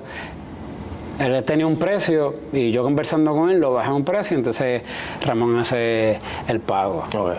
Lo traemos a Puerto Rico y yo puedo decirte que desde ahí es que vienen los nombres de Daibon, D-Side. De acuerdo. Él fue la persona que influyó en cambiar los nombres de las destrezas. Que no dijeran claro que si el bailarín era un reverse. Bailarín, ¿sabes que yo nunca escuché ese nombre? Lo escuché por ti, que me lo mencionaste una vez, pero... Le decían el bailarín. Ajá. Ok. Porque pues no había nadie que... Yakuzuki, ¿ves? Porque era tradicional. Exacto. Pero este es el tallerista que dice, no, este es el nombre. Obviamente era campeón. Claro. Ross Levine tenía 19 años por ese tiempo. Y obviamente estaba ganando todas las competencias. Eso fue en 2011. 2011. 2011, sí, me acuerdo de eso. 2012, se le cambia el nombre a Point Fighting y ya de ahí en adelante, ¿verdad? Que empieza a hacerle todos estos cambios. Ok, ¿y cómo se empieza a ver el antes y después de Ross Levine en Puerto Rico? ¿En dónde y si sucedió o no sucedió? Yo te puedo decir que Fast Guy hace un torneo que la gente se lo boicoteó. Pero yo me acuerdo de ese torneo, yo sí. Torneo hermoso, pero la gente se lo boicoteó. ¿Verdad? El primero que se atrevió a hacer un sistema libre, pero había mucha resistencia, se lo boicotearon. Pero de ese torneo en adelante, que yo te podría decir que... porque Ross Levine también baja ese torneo a competir. Y bajan otros peleadores norteamericanos. De ahí Es que comienza a llamarse las cosas como son. En el 2012 es que ellos van a hacer torneo en el Sheraton. Exacto. Que le iba a traer a Raymond Daniel, y Raymond Daniel tuvo un accidente con su hijo y le cancela. El mismo día del torneo. Sí, me acuerdo de esa. Eso fue un estrés bien brutal. Entonces, ok, pero Fast Guy estaba Ross Levin aquí, Fast Guy tira el torneo, Ross iba a competir o compitió. Él compitió. Obviamente ganó, limpió la categoría. Seguro, obviamente. Pero a un asterisco, Virsolano trajo a Yadi Tension. ¿Sí? Sí. ¿En qué año fue eso? ¿No te acuerdas? No recuerdo en qué año, pero él trajo a Yadi Tension y trajo a Russell Levin, que ahí fue que lo conocimos por primera vez. Y recuerdo que Giovanni, Giovanni de Magic. Después de tiempo estaba con Magic. Giovanni, Gaby de Río. Fast Guy. Gaby de Río, chico. Sí. Okay. Ramón pelearon contra el equipo de Yadi Tension, que era Yadi Tension, Russell Levin, los otros peleadores realmente no conozco sus nombres. Irrelevantes, no sé quiénes eran. Pero eran, ahí fue que, como quien dice, Puerto Rico mostró, estos somos los peleadores internacionales que nosotros tenemos. Dieron una súper buena pelea. ¿Quiénes eran los de Puerto Rico? Giovanni, Gaby, Ramón, Fast Guy. ¿Y en qué año fue Team Puerto Rico del uniforme blanco que fue clásico? El Dream Team. El Dream Team. Eso fue en el 2012. 2012 también. 2012. Eso se creó orgánicamente por la plataforma que nosotros hicimos con Samurai. Con la que tú tenías de Samurai Sport Karate News. Porque hicimos una encuesta de cuál sería el Dream Team. Y los nombres de ellos empezaron a aparecer y ellos mismos dijeron, mira, ya que todo el mundo está diciendo que nosotros somos el Dream Team, vamos a hacer un equipo. ¿Y quiénes eran aquí que estaban perdiendo ese equipo? Denny, Zully, que era la única nena. Fast Guy, Ramón y Albert. ¿Tú estás en ese equipo? Sí, pero yo fui la segunda generación. Ok. Porque la segunda generación fue Alejandro, Alejandro, buenísimo. Buenísimo, sí, mi peleador liviano favorito. Sí, buenísimo. Estuve yo, que yo lo representé en Honduras. Exacto. Donde ellos se iniciaron fue en Guatemala. Me acuerdo de eso, me acuerdo que eso fue como que wow, qué brutal ver a toda esa gente junta. Para mí fue súper cool porque es algo que yo siempre he hablado. Y esto lo he hablado con los colegas, ¿verdad? Que hemos tenido conversaciones, lo he hablado con Luis, Fast Guy, con Ramón, con Giovanni. La unión, mano, para mí la unión me pompea y me parece súper interesante, me parece necesaria. Fue bien orgánico eso. Eso es de las cosas más cool recientes que yo haya visto así, porque, mano, gente con... reciente, 2012. Sí, bueno, sí, ¿verdad? Va un par de añitos, pero van 12 años de eso. Pero me refiero a que es algo importante, algo que marcó una historia, un punto en la historia del deporte. Las uniones ya casi no se dan en cuestión de que pues está todo el mundo por su lado, está Guaco, está WKC, compiten acá, pues no compito acá, si tú compites en el mío yo no compito en el tuyo, todas esas cuestiones. Pero esas uniones así, mano, pompean y hacen falta y deberían darse más a menudo. Y hay buenos peleadores de diferentes escuelas y diferentes academias y gimnasios, por ejemplo, toda esta gente que fueron campeones en sus momentos, que fueron parte de ese Dream Team, tienen sus estudiantes. Está el mismo Joel, el hijo de Fast Guy. Está, por ejemplo, Sensei, el hijo de Giovanni. Todo el mundo, o sea, siguen saliendo generaciones, siguen saliendo peleadores nuevos. Que, hermano, son los que van a cargar el deporte, de cierta manera. Ahora mismo. Exacto. El hijo de Magic. Miguel, ¿cómo se llama, nene? Mikey. Pero volviendo entonces al 2010, 2011, 2012, Ross Levin, 2011, el deporte empieza a darle una estructura de nombre y qué sé yo. ¿La gente se adapta a ese cambio se adaptan a esa Hubo resistencia porque como ellos seguían teniendo resultados con sus fórmulas, ¿para que yo voy a aceptar esto? Exacto. Después cuando empiezan a perder internacionalmente, que ¿verdad? Con las destrezas nuevas, es que empiezan a hacer cambios. En el 2013 yo traje a Joe Five. Joe Five, me acuerdo, seguro. Y lo que aportó a nuestro país fue el footwork. Ross Levin fue el dive, el D-side. Y entonces el deporte, se queda en la misma línea, se divide. tiene ramificaciones, se queda principal con unas ramificaciones. ¿Cómo hace el deporte en Puerto Rico? ¿Se queda Sport Karate? Se queda Sport Karate. Okay. Yo te puedo decir, ¿verdad? Y no sé por qué yo soy el protagonista de esa parte de la historia. Yo en el 2010, viendo cómo son los cambios deportivos, es que yo digo, me voy a salir de lo que es el karate clásico y quiero hacer solamente deporte. 2010, eso fue en el seminario de Detention. En el 2011 yo empecé a hacer un currículo exclusivamente de point fighting, que ahí fue que nos llamamos Progressive. Progressive en el 2011 me acuerdo, 2011. Progressive, seguro que yo empecé a practicar contigo ahí también. En el 2014 yo voy al Kirali Camp. Entonces Progressive, tú empiezas Progressive en el 2011. 2011. Estando todavía en un sistema de karate. Todavía yo estaba en Goju. Tú estabas con Goju, con Ryochi. Entonces formas Progressive, que era puro deporte. Sí, eran clínicas, literalmente eran clínicas. Clínicas. De los sábados de eran clínicas de point no fighting. Era Sport Karate, era point fighting. Era point fighting. Exacto. Si es con eso, vas para Kirali Camp en Hungría en el 2014. ¿Qué pasa después de eso? Bueno, tan pronto yo entro en este campamento de 10 días, quiero todo este conocimiento, empecé a hablar con diferentes coaches internacionales. ¿El campamento duró 10 días? 10 días. En Hungría. Ahí es que yo digo, esto es lo que yo quiero hacer por el resto de mi vida, yo no quiero hacer más Sport Karate. Yo estuve un año más, 2014. ¿Que el Sport Karate, discúlpame, qué envuelve el de Sport Karate? ¿La pelea de puntos? No, el sistema de puntos, que es lo que decide el sensei, que es el sistema de puntos. Y las catas basado en el sistema marcial que ellos deciden ofrecer. Ok. Si tú dices, yo no quiero hacer más Sport Karate, quiero dedicarme al deporte. Al deporte. O sea, cuando yo digo que no quiero hacer más Sport Karate, es que yo no quiero hacer un sistema marcial. Exacto. Quiero hacer deporte. Deporte. Nada de arte marcial, deporte. Exacto, nada de un sistema clásico, lo que quiero hacer es deporte. Y eso fue, ya habías hecho, ya tenías Progressive. Ya yo tenía Progressive porque fue en el 2011. Me acuerdo, ajá.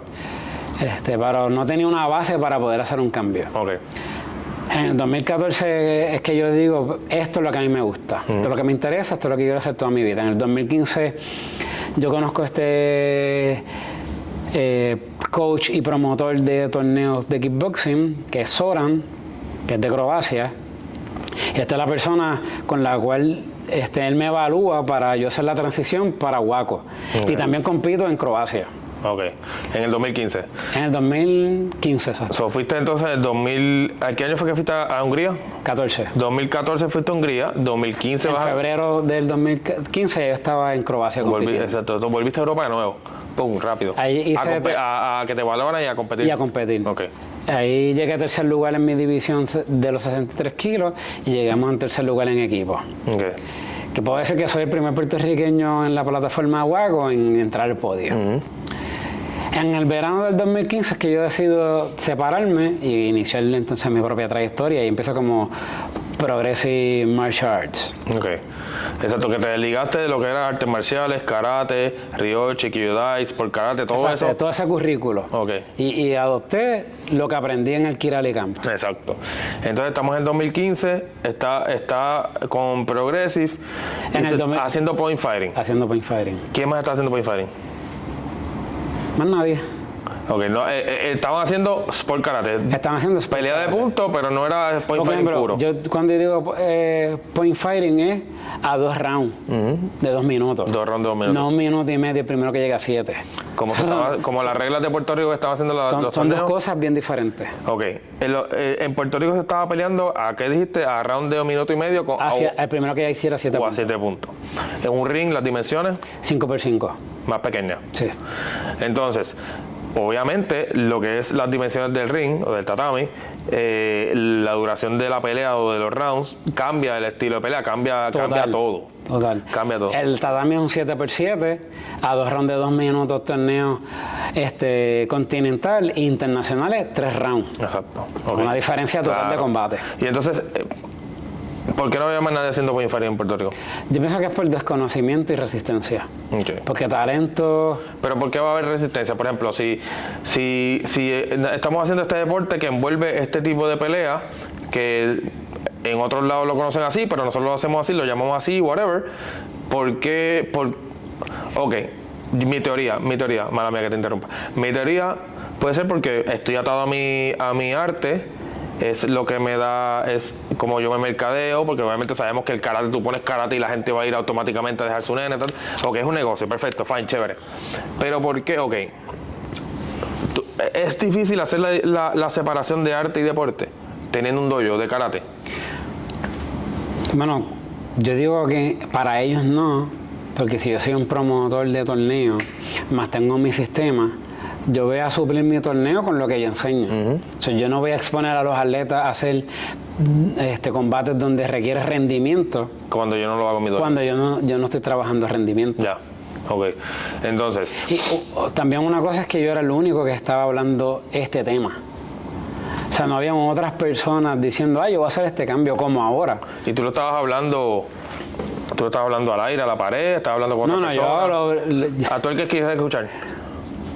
Cuando empezó el Point Fight internacional, el YouTube también comenzó. So, yo en todo donde yo pudiera hablar de esto, yo lo mencionaba. Ok. El que tenga oído que escuche. En todos lados. Okay. Sin ningún miedo. Exacto. Entonces, tú estás con el point fighting y hay una resistencia de la comunidad general, sí. Porque ellos pues ellos siguen con su arte / deporte. Y obviamente les funcionaba en su plataforma. Definitivo. Pero entonces, ellos no van si esto me funciona. Porque yo voy a brincar el charco si todavía estamos dominando. Todavía estamos. Pero ninguno brincó el charco los 2 rounds. O sea, ninguno puede darse en el pecho de decir, no, es que yo peleé 2 rounds. ¿Dónde tú peleaste 2 rounds? Okay. ¿Dónde tú peleaste a 3 rounds? Exacto. La diferencia de combate. Se bajaba mucho a US Open, pero US Open era un round, ¿verdad? Nunca era 2 rounds. Era un round. Exacto. Entonces, la diferencia del point fighting es por karate en cuanto a destrezas, a peleas, a técnicas, no había mucha diferencia. Okay. Porque la diferencia realmente era en el rendimiento del atleta. Cómo él administraba su combate, si el primer round decidía ser más defensivo, si utilizaba el reglamento a su favor para hacer sus puntos. Era más estratégico. Aquí eran 2 rounds, eran 3 rounds. Tenías que administrar el combate diferente. La diferencia de la pelea es por 1 minuto y medio, el primero que haga 7 puntos y las patas valiendo. Pues, en verdad ahí era una pelea agresiva, no tenías que ser muy inteligente para pelear. Exacto. Tenías que tirar para adelante y tener corazón y darle para adelante. Más nada. Okay. Realmente necesitabas destreza. Obviamente, claro. Como todo. Necesitabas destreza, necesitabas ser atlético. Ok, y entonces, ¿y el deporte? Llegamos al 2015, tú te desligas. Me desligo, comienzo mi sistema completamente. En el 2016 yo voy para la Irish Open. Vuelves a Europa por tercera vez. Hungría 2014, Croacia 2015, Irlanda 2016. Exacto. ¿Esos 3 torneos son de WACO o WKC? No, WACO. Son de WACO. Yo vine a participar en un evento WKC este año. ¿De verdad? En un panamericano aquí en Puerto Rico. Antes de eso yo no había tocado la plataforma. Ok, ¿y cuál es la diferencia? Bueno, la diferencia son los rounds y las reglas. Pero una de las cosas que tú haces en WKC es que si te caes, tú tienes 3 segundos para meterle a la persona. Y la persona de abajo no te puede meter. O sea, yo te puedo meter abajo, pero tú no te puedes responder. El kumite tú puedes hacer un sweep y para abajo. Porque es una variación de lo que es el kumite. ¿Ves? Karate, kumite, reglas. Estas reglas me gustan, pues vamos a utilizarlas. Un poquito aquí, esto me gusta. Pero es ilógico. Tú estás en el piso, tú no me puedes golpear, pero yo tengo segundos para golpearte. No. O sea, pero tú no te puedes... Tú te defiendes, pero no puedes hacer score. Cubrirte, pero no puedes tirar. No acumulas puntos tú. No acumulas puntos tú. Yo te bonito. No te puedo dar en la cara. Ok. Entonces, la diferencia de todo son las reglas. Es las reglas. Ok. O sea, hoy... Yo te puedo decir, hace 7 años, la manera en que la gente se movía, administraba la pelea es bien diferente, pero hoy todo el mundo sabe que es un blitz, sabe que es un diss, sabe que es un dive bomb, sabe que es administrar. ¿De dónde salió esa terminología? Ok, Ross Levin, pero esa terminología, ¿cuándo empezó a adaptarse o a...? Bueno, los nombres. Aquí hay una discrepancia de generaciones. Ok. Yo te voy a hablar de la mía. Los nombres se empezaron a impartir por las redes sociales, por YouTube. Un pionero que empezó a hablar del point fighting con sus nombres. El italiano. Fue el italiano Gregorio Delio. Gregorio.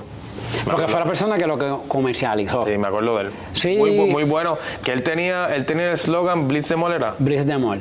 Él tenía un buen programa. Sí, él es un psicólogo deportivo. Doctor. No es no era alguien que tira puño y patanas. No era una cinta negra y dale, monta el dojo ahí, dale. Psicólogo deportivo. Okay. Que actualmente él se dedica a trabajar compañías de China, ¿verdad? Compañías como Chain, o sea, estas compañías gigantes que tienen grandes empresarios para trabajarle a su psicología a través del deporte. Brutal. Bueno, o sea, era el nivel donde él está. Está bien duro, está bien duro. Sí. Entonces, me acuerdo sí que él empezó, se hizo popular en las redes. Él fue el que creó literalmente el acento. ¿Y cuándo en Puerto Rico entonces empieza a adaptarse o a absorber ese... Cuando los puertorriqueños empiezan a estar en equipos internacionales. Okay. Que aquí, tengo que decirlo, la persona que creó el puente fue Miguel Quiñones. Con Velocity. Con Murphy. Él fue, por ejemplo, el primer atleta que estuvo en un equipo internacional fue Fast Guy. Okay. Que fue con el equipo New York algo, que estaba junto, era compañero de Yadi Tenchi y compañero de Russ Levin. Okay. Como atleta, ¿verdad? Fuera de ahí, como atleta, fue el primero. Pero el que hizo un lazo de que vinieran peleadores internacionales. A reclutar acá. A reclutar. Quiero a quiero fue Miguel. Sí, me acuerdo con los de Velocity. Es que yo se llama un Magic Velocity, yo creo que algo así. Ajá. Algo así. Entonces, ahí entonces empieza a formarse No, ahí es que empiezan los question mark. Porque vino muchos peleadores diferentes. O sea, con maneras de moverse diferentes, golpear diferentes. A ganarle a la gente de aquí. A ganarle a la gente de aquí, de realmente a ganarnos. Por eso es que que pasa en todo. Cuando tú empiezas a perder con una otra persona que viene con algo distinto a ti, tú empiezas entonces, ¿qué tiene esa persona? Si tú eres inteligente, si tú eres brillante, si tú eres inteligente y sabio, y tú dices, ok, ¿cómo me ganó él? ¿Por qué? ¿Qué tiene él que hizo que me superara a mí? Y en que yo estoy... No es macho pecho pelú, papi. No, porque es que pasa. Muchas peleas. Porque es que pasa. Papi, no, pues es que me ganó, no, porque es que por los árbitros. No es que me ganó, no, porque yo estaba lastimado. No, siempre hay una excusa, siempre las excusas van a aparecer. Pero si tú eres una persona consciente y con dos dedos de frente, tú dices, esa persona me ganó por mis oportunidades que son tal y tal y tal, las identificas. Tengo estas debilidades, necesito buscar la información en otro lugar para, ¿verdad? Y eso es lo que entonces empiezan a hacer en Puerto Rico, empieza a decir, ok, fulano me está ganando, está pasando, y empieza entonces a implementar sistemas nuevos. Estas cositas, ok, vamos Yo te podría decir que cada club empezó a contratar a algún tallerista internacional para su beneficio y a crecer. Ya. Pienso que desde ahí es como tal, es que empiezan a todo el mundo a decir, espérate, tengo que buscar otros recursos. Que yo me acuerdo que Velocity cuando vino, 2013 creo que fue, 2012 o 2013 por ahí. Recuerdo verlos visto, Jerome y toda esa gente. Sí, yo creo que estuvieron hasta el 2016. Después del 2016-2017 ya Velocity eran puertorriqueños. Sí, claro, me acuerdo. O sea, ya no eran yo siempre, mi opinión de José Oslán es que Velocity aquí lo tenían, como pasa con el puertorriqueño, con todo el mundo que viene de afuera.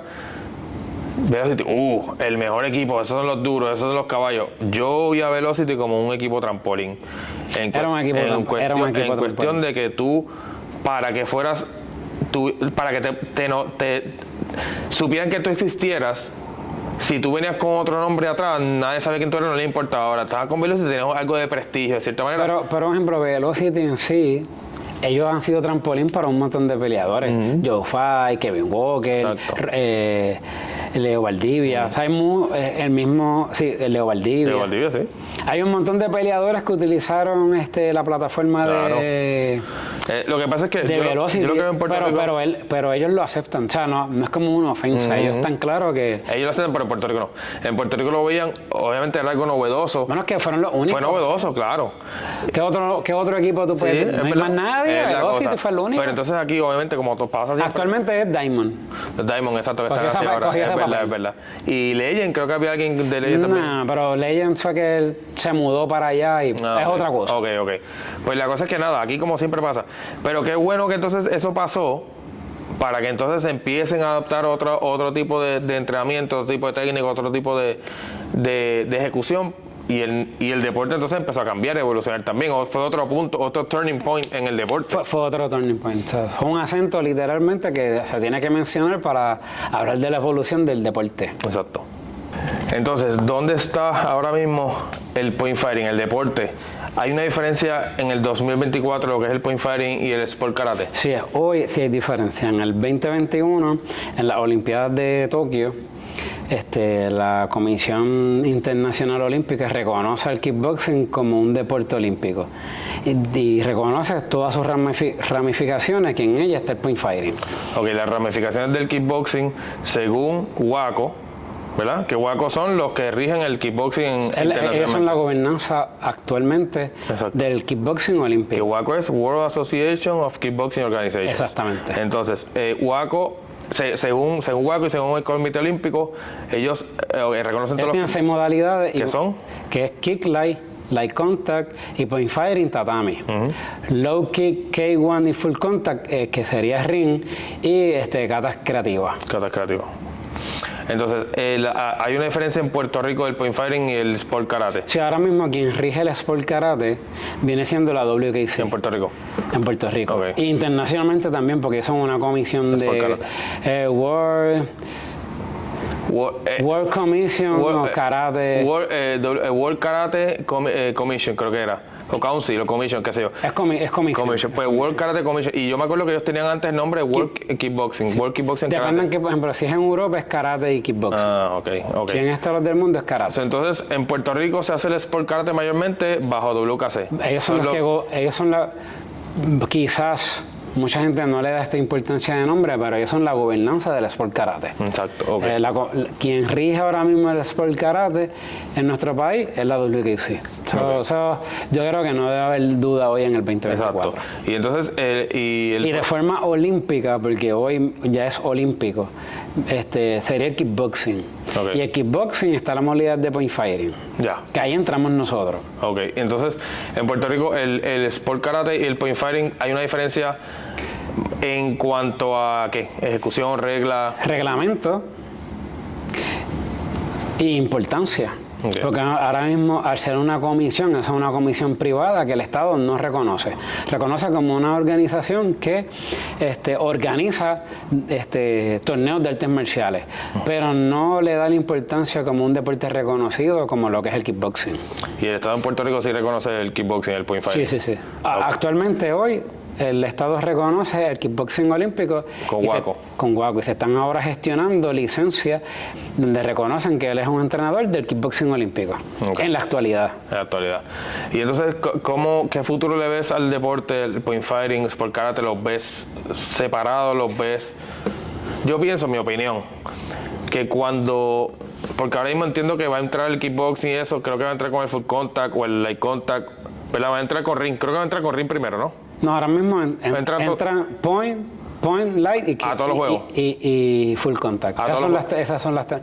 No, ahora mismo ellos solamente están en los juegos europeos y en los juegos asiáticos, en los juegos africanos y en los juegos de Oceanía. ¿Y entra? En el verano, en los juegos de verano todavía no estamos, que es donde todo el mundo conoce como los juegos. Sí, las Olimpiadas, claro, pero esos juegos son juegos olímpicos, igual que son los centroamericanos y panamericanos, son juegos. Pero no estamos todavía no estamos en los Juegos Centroamericanos. Exacto, pero lo que me refiero es que todos esos juegos que mencionaste son olímpicos. Son olímpicos, que es lo que es un centroamericano.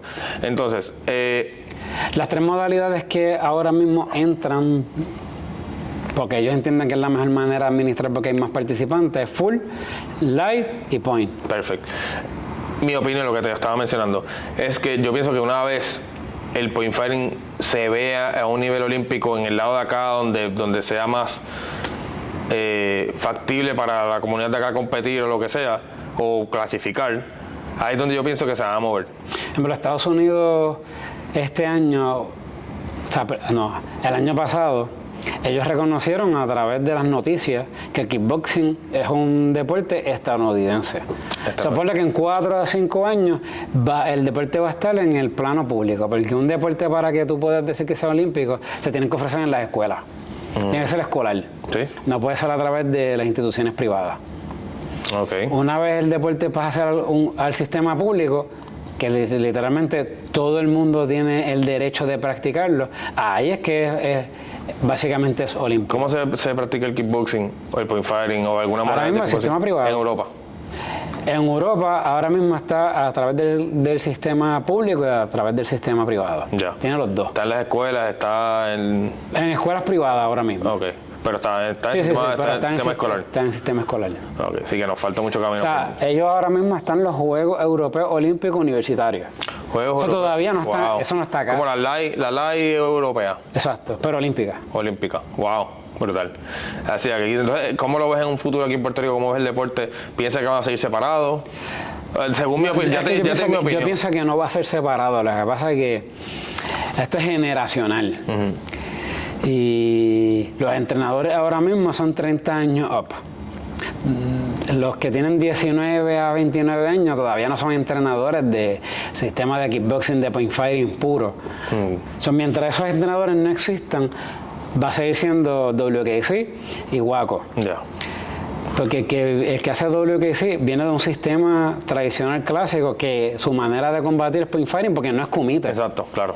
Porque si ellos hicieran kumite, estuvieran en la Federación de Karate. Estarían de lo que hace. Como ellos todavía no han hecho la transición para ser un atleta olímpico, pues está la WKC. Ya.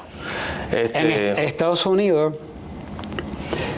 yo pienso que cuando Estados Unidos lo modele, ¿verdad? Esta es mi percepción. Cuando Estados Unidos lo modele, que Waco absoluto, todo el mundo va a hacer la transición, que eso es absoluto. Sí, mientras eso no suceda, pues todo el mundo va a tener la parte híbrida. Pienso igual. Nada, básicamente esta conversación era, ¿verdad?, para ver cómo se desarrolló el deporte en Puerto Rico, que esto lo hemos hablado.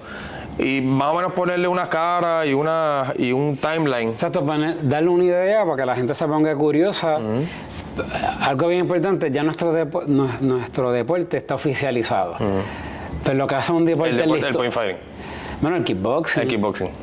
O sea, el kickboxing ahora mismo está oficializado. No podemos... te pregunto, yo sé, pero te pregunto por cuestión de diferenciar kickboxing, point fighting, kickboxing, Lo que pasa es que point fighting y kickboxing, ¿no? Hoy no lo podemos sacar. No, por eso, a eso es lo que voy. Que está el kickboxing, el point fighting cae dentro del kickboxing y entonces está el sport karate que tiene su... El sport karate tienes que verlo como arte marcial. Exacto, a eso es lo que voy. Correcto. Y el point fighting es kickboxing, que es deporte. Deporte, eso es lo que quería llegar, exactamente.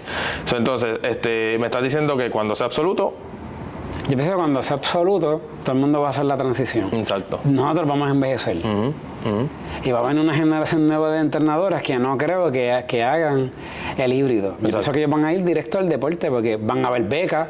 Claro. Y cuando hay becas, me mejora mi calidad de vida, yo voy a hacer esto por el deporte. O sea, yo pienso que esto es generacional. Sí.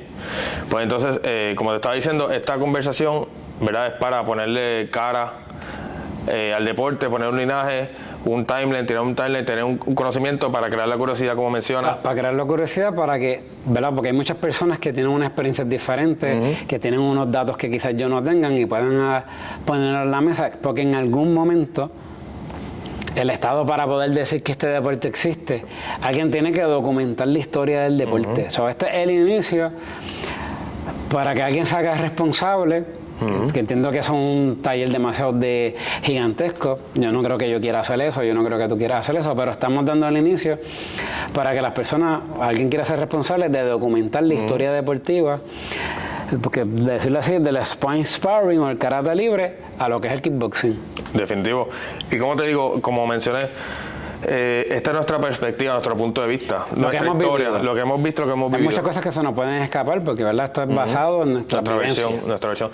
Y de igual manera, el que esté viendo esto y quiera aportar a esta conversación, a este tema, lo puedes dejar en los comentarios, ya sea en lo que pongamos en las redes sociales como Instagram o Facebook, en el YouTube, donde sea que quieran comentar, háganlo para, ¿verdad?, si todo el mundo educarse, todo el mundo nutrirse, todo el mundo actualizarse, llenar gaps y lagunas que hayan. Algo que es bien importante, hay muchos atletas jóvenes que ellos no tienen ni idea del camino que se corrió, que muchos de ustedes, como lo hacen todos los días, es normal. Pero si no empiezan a hablar o comunicar y documentar de dónde es que nació todo esto, cuál es la historia de todo esto, vamos a estirar la pata y nadie se va a enterar de cómo es que se formó y se lo van a adjudicar y todo va a ser a otras personas que no hicieron nada. Y todo va a ser por rumor o por leyenda o por whatever, y no se sabe la historia.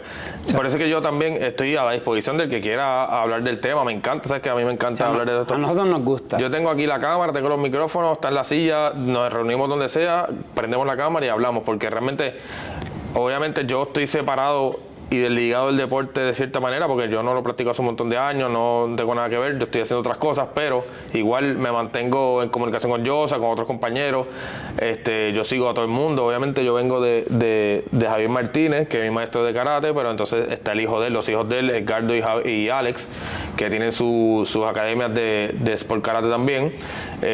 Tengo comunicación con ellos, tengo comunicación, o sea, los sigo a ellos, igual a Fasga y a Ramón, a Joan. Son las personas con quien más, como que dicen, las redes comparto y sigo y eso. Con Yosa tengo comunicación yo creo que todos los días. Así que cada cual tiene, ¿verdad?, su perspectiva o su óptica de la historia en su momento, ¿no?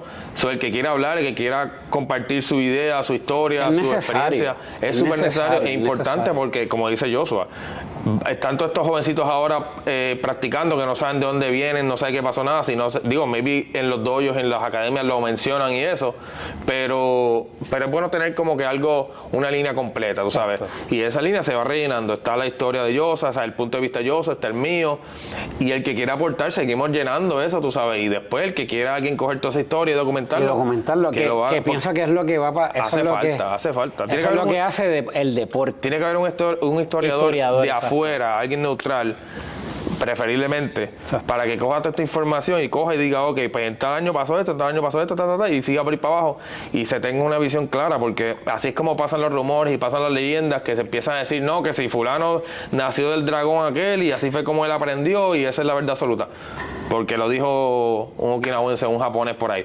Entonces empiezan los rumores, empieza la desinformación, que ese es el mayor problema. La desinformación y el desconocimiento son el enemigo de todo, mano, de la historia, ahí empiezan los rumores, empiezan las leyendas, fulano me dijo, entonces pues es mejor siempre tener una línea clara. Esto no es como una verdad absoluta, ¿verdad? No estamos diciendo que nosotros tenemos la historia de Arroz por Mango. La idea es de abrir el espacio para poder escribir la historia. Exacto.